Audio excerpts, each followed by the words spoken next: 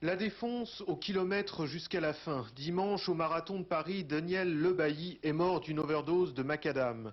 3 heures 2 minutes à fouler le pavé de la capitale. Mais à 18 heures, ce Grandvillais s'écroule. Il ne courra plus jamais. Depuis 6 ans, il avait pris sa licence au Granville Athletic Club. Sa réputation, solitaire et jusqu'au boutiste. Il voulait toujours faire mieux. Mais aujourd'hui, dans son club, on se demande s'il avait les moyens de ses ambitions. Disons que Daniel a avant été un athlète de niveau départemental où il s'entraînait deux ou trois fois la semaine.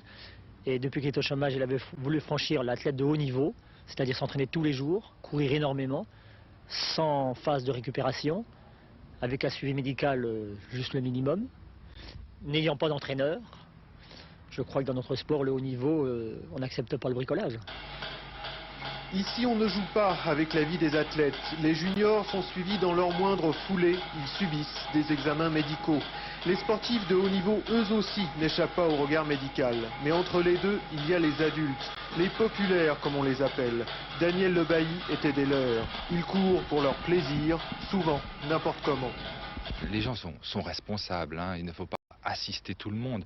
Bon, des athlètes qui sont majeurs doivent considérer le sport avec tous ses avantages et ses inconvénients, si je puis dire, et également être très prudent dans certains domaines, le suivi médical, mais c'est pas uniquement le suivi médical, il y a la diététique, l'équipement, il y a de nombreux points importants. Pour ces sportifs de masse, je pense que dans un premier temps, il faut se faire un examen médical complet, en particulier examen cardio-circulatoire de repos et d'effort, examen biologique, et puis secondairement, eh bien, si l'on s'attaque au marathon, eh bien, se renseigner auprès de bons marathoniens. Je crois que le marathon, ce n'est pas avancer un pied devant l'autre, car il faut une certaine technique.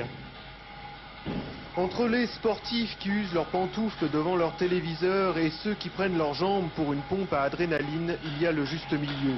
Daniel Lebailly l'avait oublié, il en a perdu son équilibre vital.